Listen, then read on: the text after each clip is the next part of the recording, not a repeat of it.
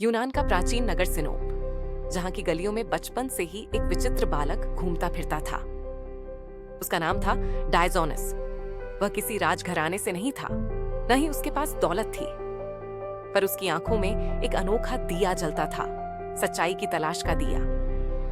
यह कहानी सिर्फ एक दार्शनिक की नहीं, बल्कि उस आत्मा की है जो पूरे संसार से कुछ नहीं मांगती थी, सिवाय एक साफ दिल और स्पष्ट दृष्टि के।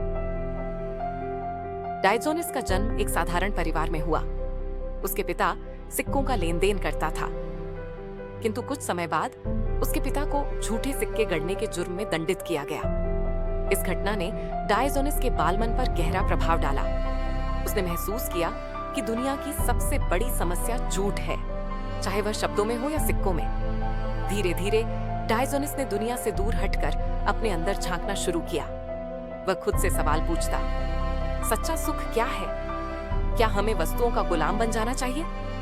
अगर मेरे पास कुछ भी ना हो, तब भी क्या मैं खुश रह सकता हूँ? डायजोनस ने हर भौतिक वस्तु त्याग दी। उसके पास न घर था, न बिस्तर। वह एक टोंटीदार बड़े घड़े में रहता। वह घड़ा ही उसका घर था। गर्मी हो या सर्दी, बारिश हो या धूप, डायजोनस की आत्मा कभी कांपी नहीं। एक दिन उसने एक लड़के को हाथ से पानी पीते देखा। डायजोनस ने तुरंत अपनी कटोरी फेंक दी। अगर यह लड़का बिना कटोरी के पानी पी सकता है, तो मुझे इसकी क्या जरूरत? ये कोई सनक नहीं थी, ये एक चेतना थी, आत्मनिर्भरता की, आत्मतोष की। उसने दुनिया को दिखाया कि खुश रहने के लिए बहुत कुछ नहीं चाहिए, बस आत्मा की शांति चाहिए। एक दिन दुनिया का सबसे शक्तिशाली राजा सिकंदर महान डायजोनस से मिलने आया। उसने कहा, मैं तुमसे बहुत प्रभावित हूँ, जो चाहो मांग लो। डायजोनस ने मुस्कुराकर कहा, बस इतना कर दो कि मेरे सामने से हट जाओ, तुम मेरी धूप रोक रहे हो। सिकंदर स्तब्ध रह गया। उसने कहा, अगर मैं सिकंदर नहीं होता तो डायजोनस होता।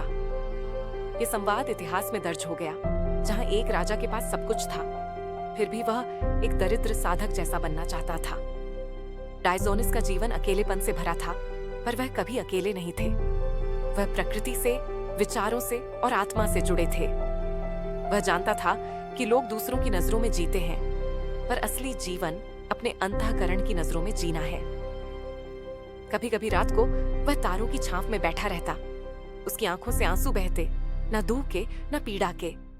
वे आंसू आत्मा की सफाई के थे, जैसे कोई दीपक तेल खत्म होने के बाद बुझता नहीं, बल्कि और उजाला फैलाता है। लोगों ने डायजोनस को पागल कहा, उपहास किया, पत्थर मारे, लेकिन उसने कभी क्रोध नहीं किया।